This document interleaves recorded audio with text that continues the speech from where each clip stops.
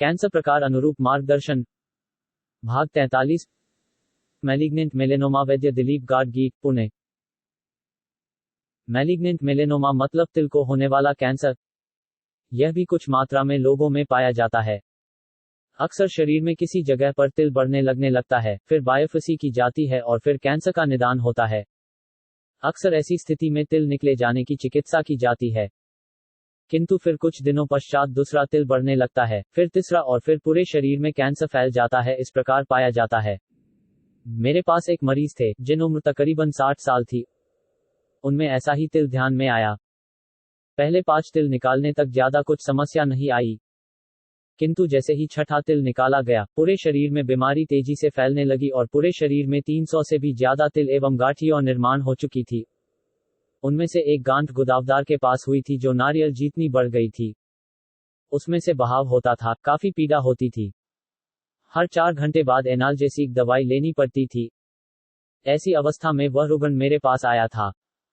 हमारी दवाइयों से उसे काफी राहत मिली। जो पीड़ानाशक दवाइयां 6 दिन की मात्रा होती थी, वह केवल रात को एक गोली पे आ गई। वो जो नारियल जितनी बड़ी गांठ थी उसके लिए जड़वा लगाया, बहाव बंद किया, कुछ लेप लगाए, उससे काफी हद तक आराम मिला और मरीज 6 माह तक जीवित रहा, जिसकी अपेक्षा नहीं थी। हालांकि यह काफी आगे के स्तर तक पहुंचे कैंसर का उदाहरण हुआ।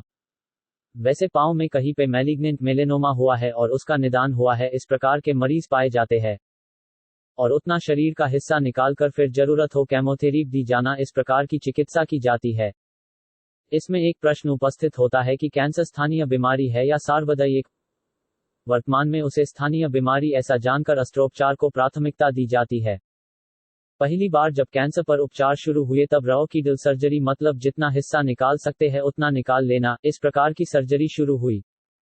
ब्रेस्ट कैंसर में स्तनों को निकाल लेना और फिर जितना हिस्सा निकाल सकते हैं उतना निकला लेना, इस प्रकार की सर्जरी की जाने लगी।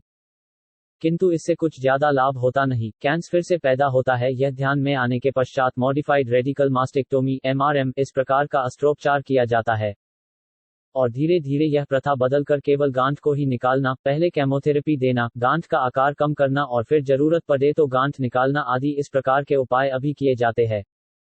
किंतु एक बात निश्चित है, जब हम केवल गांठ को निकाल लेते हैं तब वह फिर से होने की या फैलने की संभावना रहती है।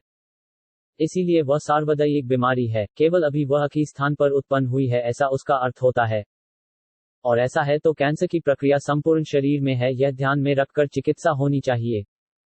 दुर्भाग्य से आधुनिक वैद्य का ध्यान केवल कैंसर कोशिकाओं को नष्ट करने पर ज्यादा होने की वजह से जितना उनको नष्ट कर सकते हैं उतना नष्ट करना, यही उनकी नीति बनी है। वास्तविक में यह बीमारी निर्माण क्यों होती है और निर्माण न हो इसलिए क्या किया जाना चाहिए, इस पे ध्यान ही नहीं। अगर इस पे ध्यान देना है तो कैंसर का कारण जानकर उसे रोकना यह काफी जरूरी है। अपने इस उपक्रम का उद्देश्य यही है कि लोगों को इसके लिए जागृत करना।